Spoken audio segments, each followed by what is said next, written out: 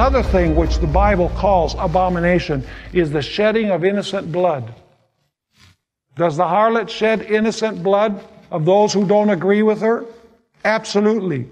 Ezekiel 22 and verse 2. Moreover, the word of the Lord came to me, saying, Now, Son of man, will you judge? Will you judge the bloody city? Yes, show her all her abominations. And Proverbs 17 verse 15 says, He who justifies the wicked and he who condemns the just.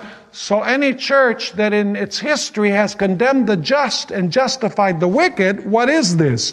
Both of them are alike, what? An abomination to the Lord. Another thing that the Bible calls an abomination is homosexuality. And I know that it's not politically correct to deal with this, but the Bible says it. Leviticus chapter 18 and verse 2 says, You shall not lie with a male as with a woman. It is an abomination. Now I'd like to talk about the greatest abomination of all that is spoken of in the Old Testament.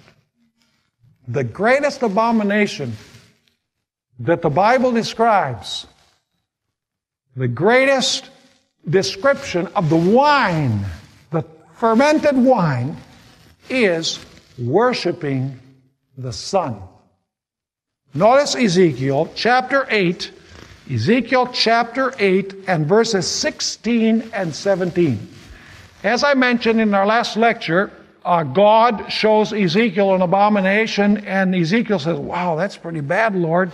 And God says, You haven't seen anything yet. I'm going to show you a worse abomination than that one. He says, Really? So God shows him an abomination that's worse. By the way, one of those abominations is worshiping the sun god and the moon god, or the moon goddess. Interesting. We'll come back to that a little bit later on in our series. So God shows him another abomination. He says, Wow, this has got to be the worst. God says, No. There's one that's worse than that. And finally, you get to the worst abomination of all. Notice what it says in Ezekiel 8, 16 and 17. So he brought me into the inner court of the Lord's house.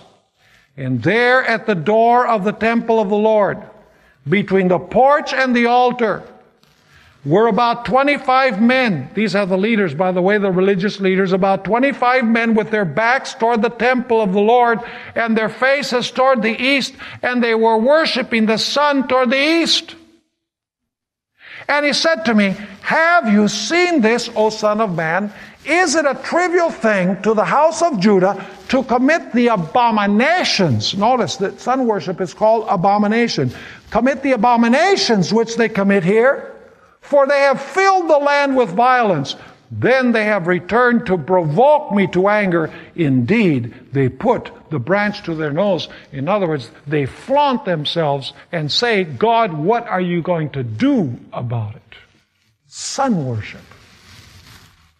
Let me ask you, is it just perhaps true that at the end of time, this harlot church is going to impose something having to do with sun worship?